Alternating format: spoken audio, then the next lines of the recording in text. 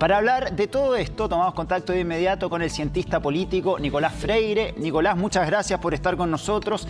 Tengo muchísimas preguntas para hacerte. La verdad no sé por dónde empezar porque lo que ha pasado en los últimos días tal vez se veía venir, pero llama la atención. Pasó exactamente un día después del gobierno de Sebastián Piñera para que Chile Vamos se desarticulara por completo. ¿Lo viste venir todo esto? Hola Roberto, muchas gracias por la invitación. Sí, yo diría que desde hace un tiempo la derecha ha venido mostrando ciertas fragmentaciones, ciertas debilidades que responden o que han respondido a situaciones coyunturales. Y yo creo que viene incluso más allá de lo que es este gobierno. Primero, un sentir, en muchas ocasiones, a mí personalmente y a otros colegas, nos tocó hablar de las dos almas de la derecha, ¿no? Se hablaba un poquito de estas dos almas de la derecha. Luego con el gobierno de Sebastián Piñera esta diferencia se profundizó y se profundizó sobre todo en mérito a, por ejemplo, entre tantas otras cosas, más allá de las políticas públicas, sobre cómo responder a las demandas del estallido social. Y luego, si queremos hacer un recorrido, vino el momento de la elección, la última, la más reciente elección presidencial, y de cómo la derecha también iba perdiendo pedacitos, ¿no? En torno a este fenómeno que se había venido construyendo en torno a la figura de José Antonio Kast, pero que en la elección presidencial, digamos, puso en tela de juicio o puso al descubierto lo que yo creo que está al origen de todos estos problemas en la derecha, más allá de la cuestión más conversada y más debatida en el último tiempo y que tiene que ver con este desgaste que es de naturaleza en términos ideológicos, ¿no? Eso lo podemos también conversar, pero yo creo que lo pragmático hoy en día es quién tiene el liderazgo de la derecha. Y hoy día lo que está en tela de juicio tiene que ver con eso, más que yo no hablaría tanto de una ruptura de la derecha, sino que hoy día se está dando una lucha interna por el liderazgo de una coalición y evidentemente en ese ámbito, en ese tipo de lucha, puede que terminen algunos actores políticos, ya sea institucionales como personales, fuera de la coalición de la que actualmente hacen parte. Lo interesante hoy día, en torno a esta crisis que vive la derecha como la hemos conocido, tiene que ver, yo creo, con dos cosas. La primera, porque hay un actor de la derecha que es externo a esta crisis y que la mira con sonrisa. Estamos hablando de republicanos, porque en términos políticos es una crisis que a republicanos sin duda le conviene para poder alimentar sus filas, para poder alimentar las figuras de liderazgo que desde ese sector se quieran levantar. Y por otro lado, también es sumamente relevante poner atención, y hay otro actor que está mirando la crisis de la derecha y que tiene que ver con el gobierno. ¿Por qué? Porque sabemos que el gobierno del presidente Boric ha puesto sobre la mesa el hecho de que este va a ser un gobierno difícil, sobre todo una cuestión de números, porque los números no están en términos matemáticos, ¿no?, en el Congreso, y entonces se abre también allí una ventana de posibilidad para dialogar con algunos sectores, facciones. Bueno, aquí hay no quiero usar la palabra guerra porque no es comparable, pero seguramente hay una disputa importante dentro de la derecha que podría abrir una espiral de oportunidad a los dos extremos o a los dos vecinos de esta coalición, como la hemos conocido hasta el día de hoy. Nicolás, bueno, lo más importante con lo que va a tener que lidiar el gobierno por lo pronto es hacer caja, ¿no? Es juntar el dinero necesario para llevar a cabo sus reformas, y para eso está en marcha una reforma tributaria. Ahora, ¿cómo queda parada la oposición en ese sentido? Porque ya sabíamos que había una derecha más dura, había una centro derecha más liberal, pero mal que mal daba la sensación que podían convivir en parte antes de que terminara el gobierno de Sebastián Piñera. ¿Cómo quedan parados ahora cuando van a tener que enfrentar duros desafíos ahí en el Congreso justamente para aprobar esta reforma? ¿Cómo crees que se podría dar esa dinámica? Porque ya, por ejemplo, recién entrevistábamos a Mario Desbordes, que nos decía que hay que rebarajar el naipe, las cartas dentro de la coalición, y todo esto podría quedar completamente desmembrado. ¿Cómo van a hacer entonces para unir criterios y enfrentar los próximos 4 años? Sí, yo estaba viendo justamente tu entrevista, Mario Desbordes, y yo creo que ahí dejó bastante claro al menos 3 elementos, no solo el tema ideológico, ¿no?, de esa derecha más más conservadora o la otra más liberal, que es un poco estas dos almas de las que yo te decía se conversaba desde hace ya bastante tiempo. Pero él dejaba claro, por ejemplo, ahí como tú lo dijiste, la bomba que dejó sentada sobre el eventual regreso en términos de liderazgo del expresidente Piñera. Bueno, sí, evidentemente la derecha hoy día, claro, ese bombazo, en términos de que el único elemento de conflicto no es el ideológico de la derecha. Hay otros elementos de conflicto. Un segundo elemento, por ejemplo, es aquel de la disputa de liderazgos.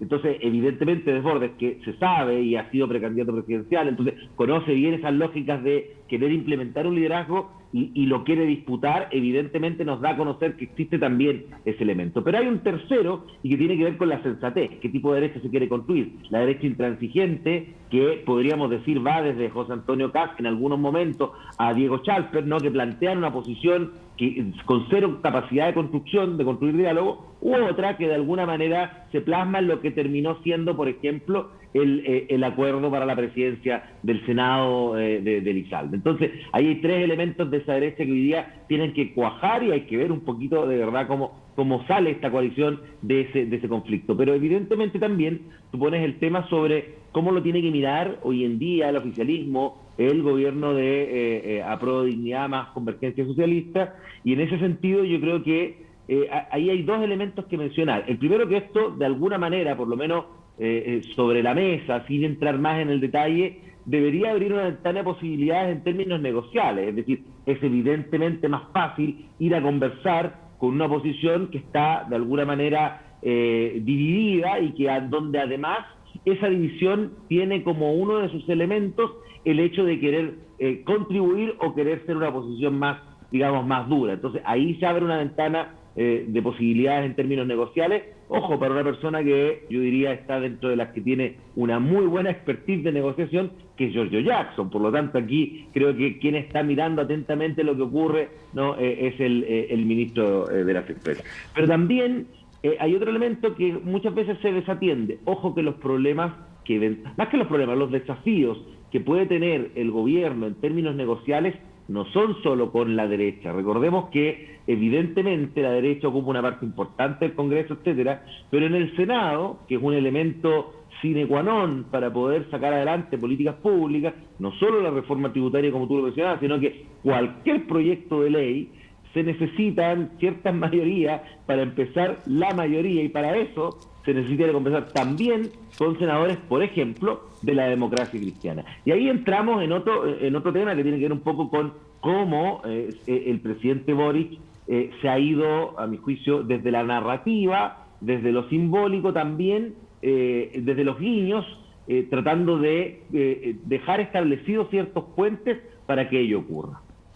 Nicolás, bueno, se cree que este pacto que hace la UDI para terminar votando por Álvaro Elizalde tiene que ver con la capacidad de negociación que tendría el propio Elizalde de cara al proceso constituyente y al plebiscito de salida, para que la derecha logre al menos decir algo o revocar algo dentro de todo este proceso. Sin embargo, por otro lado, estaba esta supuesta candidatura de Osandón, que pretendía también negociar con el gobierno algunos puntos de la reforma tributaria. Al final, ¿esta elección de Álvaro Elizalde como presidente del Senado fue una clara derrota para el gobierno o sigue todo más o menos igual y no va a repercutir tanto en lo que pueda pasar de aquí al futuro?